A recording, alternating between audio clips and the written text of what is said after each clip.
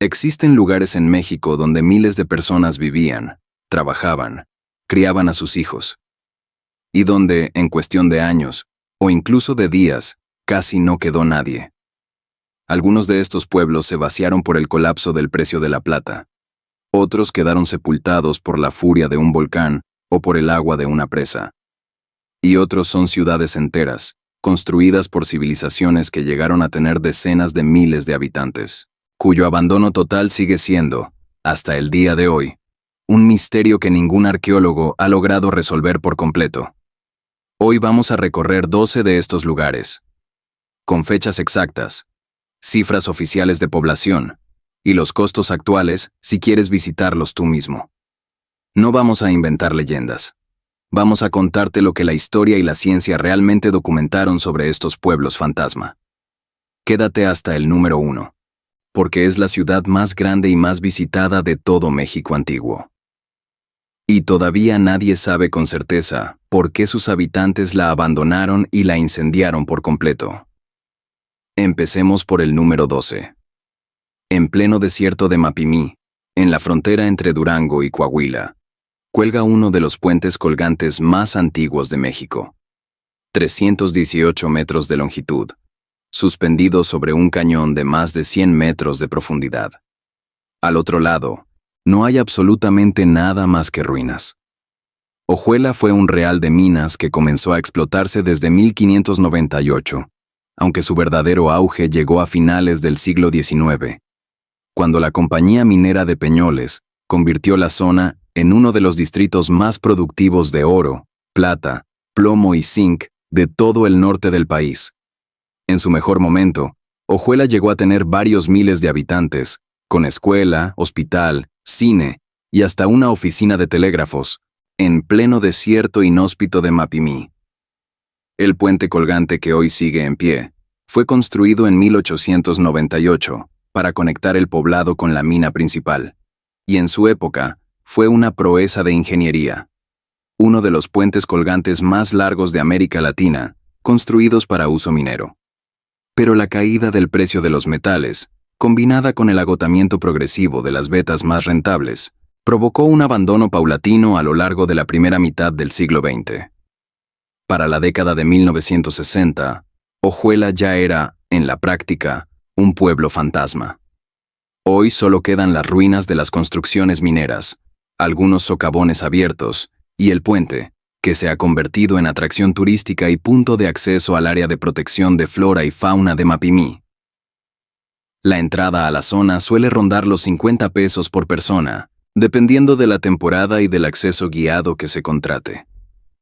Pocos saben que, a finales del siglo XIX, el pueblo más poblado de toda Baja California Sur no era La Paz ni Los Cabos.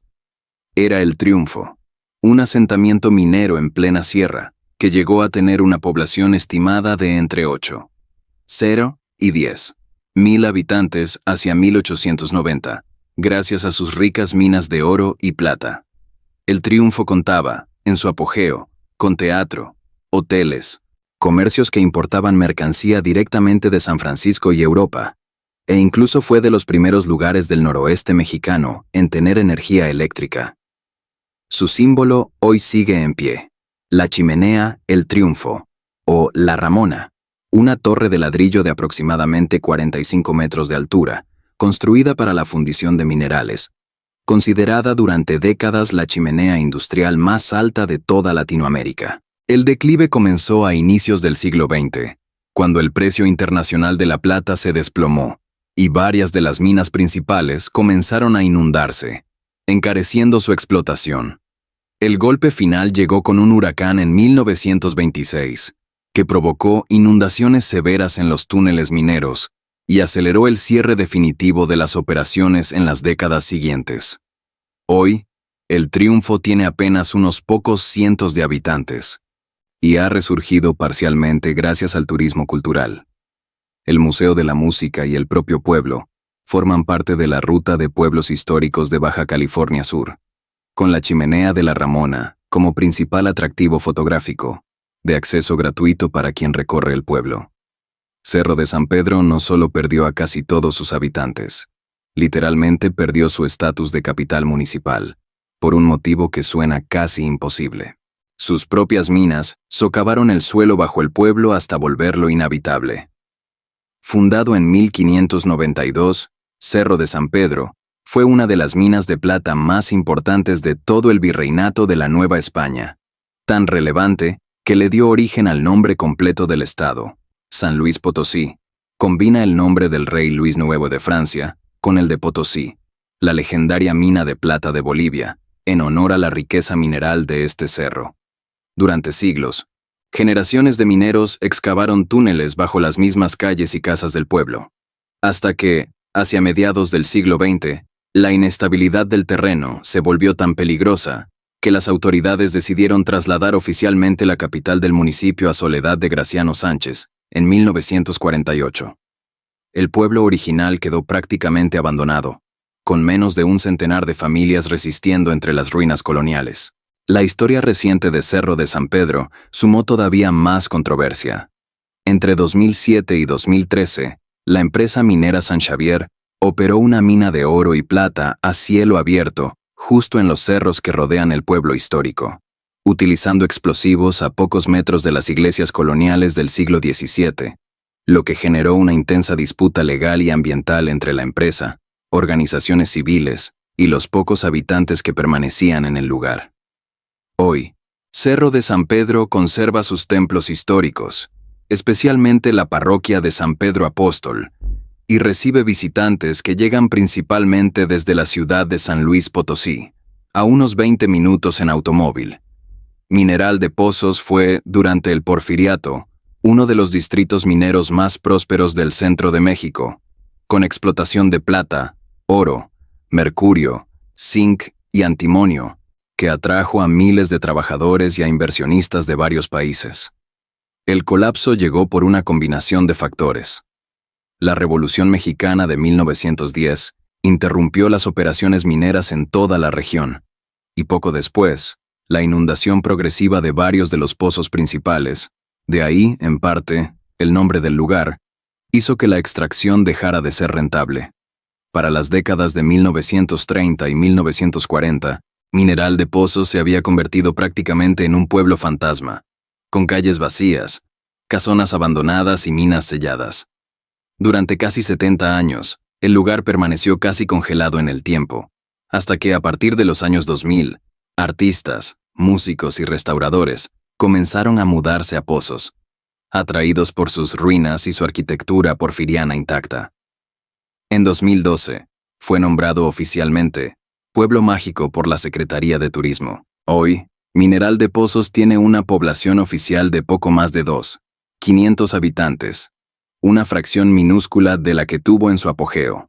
Las visitas a las ruinas mineras más conocidas, como la mina Cinco Señores, suelen tener un costo aproximado de entre 50 y 80 pesos por persona, dependiendo del recorrido y de si se contrata un guía local. Angangueo, fundado en 1792 como pueblo minero de plata, cobre y zinc, es conocido hoy principalmente por ser la puerta de entrada a los santuarios de hibernación de la mariposa monarca. Pero antes de eso, este pueblo vivió dos tragedias que casi lo borraron del mapa. La primera fue económica. En 1991, tras décadas de explotación, la impulsora minera de Angangueo cerró definitivamente sus operaciones, incapaz de sostener la extracción ante el desplome del precio internacional de la plata, obligando a cientos de familias mineras a emigrar en busca de trabajo. La segunda tragedia fue mucho más violenta y repentina.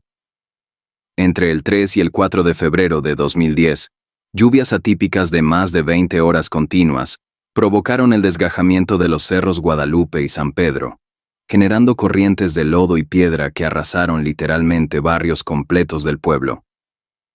Según los recuentos oficiales, entre 19 y 38 personas perdieron la vida. Las cifras varían según la fuente y el momento del recuento posterior.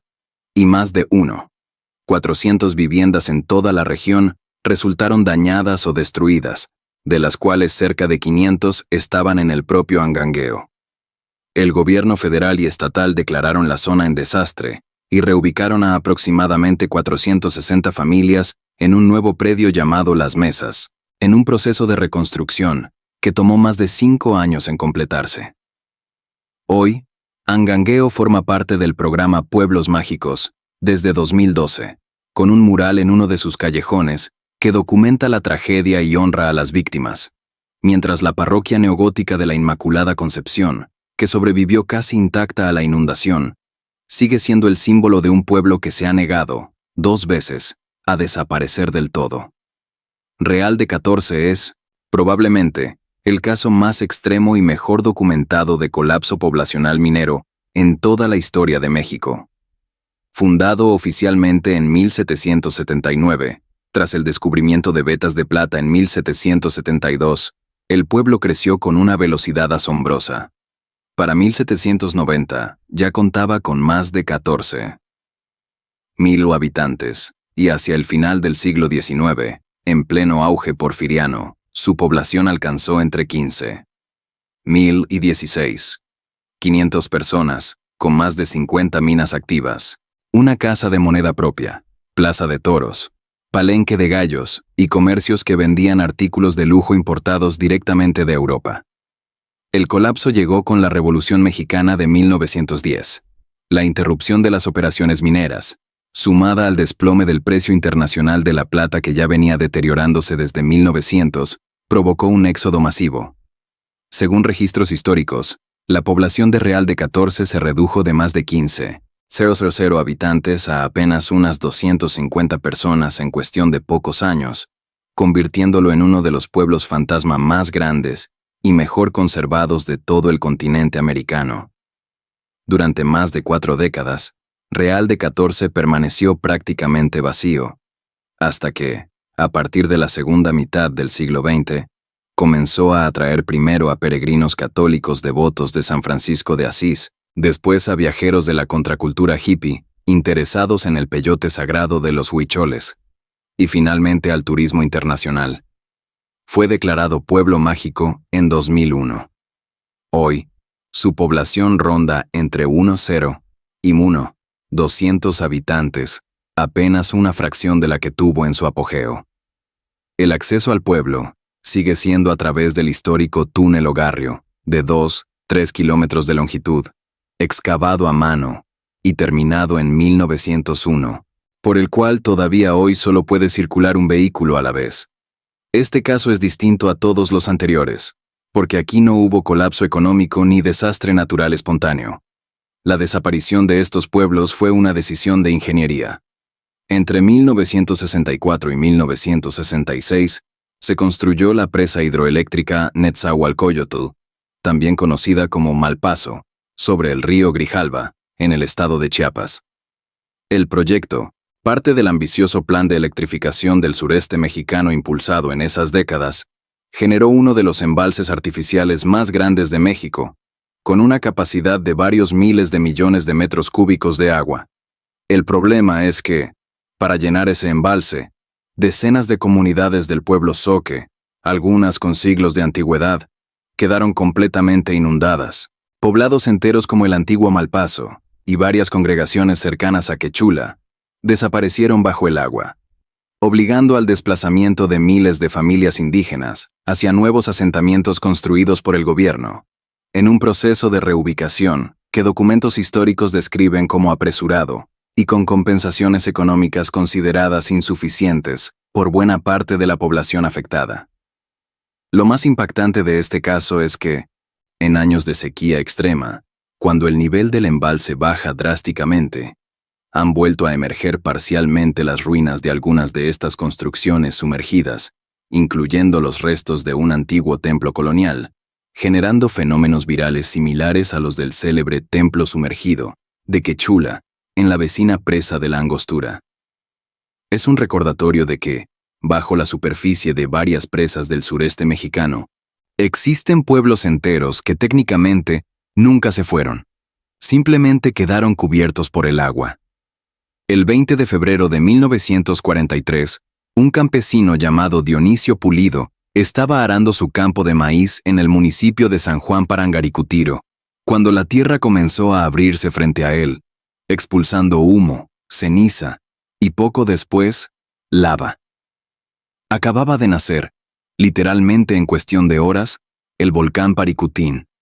Durante los siguientes 9 años, hasta 1952, el volcán creció sin pausa hasta alcanzar 424 metros de altura, cubriendo con lava y ceniza 2 poblados completos: San Juan Parangaricutiro y Paricutín. Las autoridades ordenaron la evacuación completa de ambos pueblos, y su población, varios miles de personas en total, fue reubicada de manera permanente en un nuevo asentamiento llamado San Juan Nuevo Parangaricutiro, construido a varios kilómetros de distancia, en terreno seguro. Lo único que la lava respetó, de forma casi inexplicable según describen los propios geólogos, fue el altar y parte de la torre de la iglesia del antiguo San Juan Parangaricutiro, que hoy emerge solitaria en medio de un mar de roca volcánica negra, completamente solidificada. Es, literalmente, el único templo del mundo completamente rodeado de basalto, proveniente de una erupción documentada casi en tiempo real. El acceso a la zona es gratuito, aunque los guías y arrieros locales que ofrecen el recorrido a caballo o a pie suelen cobrar entre 100 y 200 pesos por persona, dependiendo del punto de entrada. A diferencia de los pueblos mineros que acabamos de recorrer, a partir de aquí entramos en un terreno completamente distinto. Ciudades prehispánicas enteras, abandonadas por civilizaciones que, en algunos casos, ni siquiera tienen un nombre conocido con certeza. La Quemada, también conocida en algunas fuentes como Chicomostoc, fue un centro ceremonial y administrativo ubicado al sur del actual estado de Zacatecas, que floreció aproximadamente entre los años 300 y 900 después de Cristo, funcionando como un punto estratégico de control e intercambio comercial entre Mesoamérica y las culturas del norte árido. En su apogeo, La Quemada contaba con pirámides escalonadas, un imponente salón de columnas, juegos de pelota y kilómetros de muros defensivos construidos en las laderas circundantes, lo que sugiere que sus habitantes vivían bajo una amenaza constante de conflicto. El propio nombre, La Quemada, hace referencia a las evidencias arqueológicas de un incendio masivo y deliberado que destruyó buena parte del sitio, posiblemente entre los años 900 y 1200 después de Cristo. Los arqueólogos todavía debaten las causas exactas. Algunas teorías apuntan a un ataque de grupos chichimecas del norte, otras a un colapso interno por conflictos sociales o escasez de recursos, y otras más a una destrucción ritual intencional realizada por los propios habitantes antes de abandonar el sitio, una práctica documentada en otras culturas mesoamericanas. Lo cierto es que, para el momento en que llegaron los primeros exploradores españoles siglos después, La Quemada ya llevaba mucho tiempo completamente deshabitada. Hoy, la entrada a la zona arqueológica tiene un costo aproximado de 80 pesos para visitantes nacionales. Cantona es, probablemente, una de las ciudades prehispánicas más grandes y menos conocidas de todo México, y su abandono es uno de los mayores misterios de la arqueología mesoamericana. Ubicada en el actual estado de Puebla, Cantona alcanzó su apogeo entre los años 600 y 900 después de Cristo, con estimaciones de población que, según distintos estudios arqueológicos, oscilan entre 80.000 y 90.000 habitantes en su momento de mayor esplendor, lo que la convertiría en una de las ciudades más pobladas de toda Mesoamérica en esa época. Lo que hace especialmente intrigante a Cantona es su ubicación. Fue construida sobre un terreno volcánico extremadamente árido, sin ríos ni manantiales cercanos, lo que obligó a sus habitantes a desarrollar un sofisticado sistema de recolección de agua de lluvia para sostener a semejante cantidad de población en pleno desierto de piedra volcánica. La ciudad también posee la mayor cantidad de juegos de pelota descubiertos en un solo sitio arqueológico de México, con más de 24 canchas documentadas, así como kilómetros de calzadas empedradas que conectaban los distintos sectores urbanos. Y sin embargo, hacia el año 1050 después de Cristo aproximadamente, Cantona fue abandonada de forma relativamente rápida. No existe evidencia clara de un ataque militar masivo, ni de un incendio generalizado como en La Quemada. Las teorías más aceptadas apuntan a una combinación de sequías prolongadas, agotamiento de los sistemas de captación de agua y posibles tensiones políticas internas relacionadas con el declive del comercio regional. Pero ningún arqueólogo ha podido establecer con certeza absoluta una causa única. La entrada a la zona arqueológica de Cantona tiene un costo aproximado de 80 pesos para visitantes nacionales. En pleno desierto de Chihuahua, a solo unos kilómetros de la frontera con Estados Unidos, existió una de las ciudades comerciales más importantes de todo el norte de México, Paquimé, también conocida como Casas Grandes.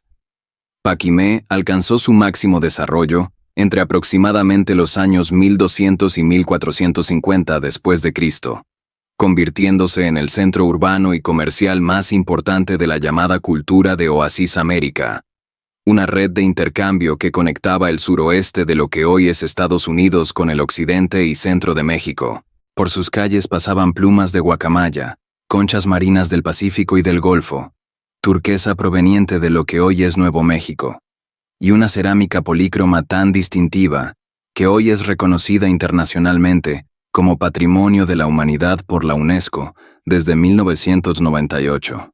Sus edificaciones de varios pisos, construidas en adobe con técnicas de ingeniería avanzadas para su época, incluían sistemas de drenaje de agua, criaderos de guacamayas para el comercio de plumas, y plataformas ceremoniales en forma de cruz y de espiral. Pero hacia mediados del siglo XV, Paquimé fue destruida y abandonada de manera relativamente abrupta. Las excavaciones arqueológicas han encontrado evidencia clara de un incendio masivo y de cuerpos sin sepultura adecuada en varias de las estructuras principales, lo que sugiere un ataque violento o un colapso social repentino. Sin embargo, no existe consenso definitivo sobre quiénes atacaron la ciudad, ni sobre si el conflicto fue externo, posiblemente relacionado con la llegada de nuevos grupos nómadas a la región, o resultado de tensiones internas agravadas por sequías prolongadas que, según registros climáticos reconstruidos por dendrocronología, afectaron severamente el suroeste de Norteamérica durante ese mismo periodo. Hoy, la zona arqueológica de Paquimé tiene un costo de entrada de aproximadamente 90 pesos para visitantes nacionales. Y llegamos al número 1, la ciudad prehispánica más visitada de todo México, y al mismo tiempo, una de las civilizaciones más misteriosas de toda la historia americana. Teotihuacán, ubicada a unos 40 kilómetros al noreste de la Ciudad de México, fue durante siglos la ciudad más grande de todo Mesoamérica, con estimaciones de población que superaban los 100,000 habitantes en su apogeo, entre los siglos III y VI después de Cristo, lo que la convertía en una de las ciudades más pobladas del mundo entero en ese momento de la historia, comparable en tamaño a las grandes urbes de la antigua Roma. Y aquí está el primer gran misterio. Hasta el día de hoy, los arqueólogos no han logrado determinar con certeza qué grupo étnico fundó y gobernó Teotihuacán, ni qué idioma hablaban sus constructores. Los propios aztecas, siglos después, encontraron la ciudad ya en ruinas y la consideraron un lugar sagrado construido por los dioses, motivo por el cual le dieron el nombre que hoy conocemos, que en náhuatl significa aproximadamente el lugar donde los hombres se convierten en dioses. Pero el misterio más grande no es quién la construyó, sino qué pasó con ella. Entre los años 550 y 600 después de Cristo aproximadamente, Teotihuacán sufrió una destrucción masiva y deliberada. Excavaciones en el corazón ceremonial de la ciudad, incluyendo la Calzada de los Muertos, muestran evidencia clara de incendios provocados, destrucción sistemática de esculturas y edificios religiosos, y un abandono relativamente rápido de la ciudad tras ese evento. Las teorías principales que maneja la arqueología actual incluyen una revuelta interna de la población contra la élite gobernante, posiblemente motivada por sequías prolongadas y hambrunas que habrían debilitado la legitimidad de sus gobernantes, un ataque de fuerzas externas rivales, aprovechando ese mismo debilitamiento, o una combinación de ambos factores, donde una crisis climática habría desatado tensiones internas que terminaron en la propia destrucción de la ciudad por sus habitantes. Ningún arqueólogo, hasta el día de hoy, ha logrado zanjar completamente este debate con evidencia definitiva. Hoy, Teotihuacán Es la segunda zona arqueológica más visitada de México, después de Chichén Itzá, recibiendo más de 1,5 millones de visitantes al año. Desde el 1 de enero de 2026, el costo de entrada es de 105 pesos para visitantes mexicanos y residentes, y de 210 pesos para visitantes extranjeros, con acceso gratuito los domingos para mexicanos y residentes, que acrediten su documentación. 12 lugares. Pueblos mineros que perdieron a miles de habitantes en cuestión de años por el desplome de un solo metal. Comunidades enteras sepultadas por un volcán que nació en un campo de maíz.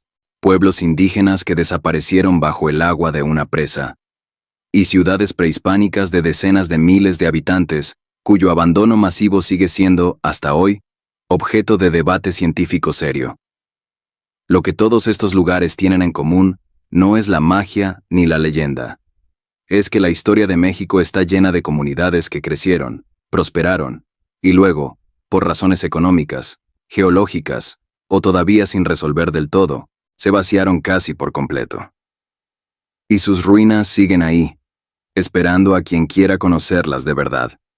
Si este recorrido te sorprendió, contame en los comentarios cuál de estos 12 lugares te gustaría visitar primero. ¿El pueblo fantasma minero de Real de 14? ¿La iglesia sepultada por lava de San Juan Parangaricutiro? ¿O el misterio sin resolver de Teotihuacán? Y si te gustó este video, dale like, suscríbete al canal y activa la campanita, porque en el próximo video seguimos explorando los rincones menos conocidos de México. Nos vemos en el próximo viaje. Gracias por acompañarme hasta aquí.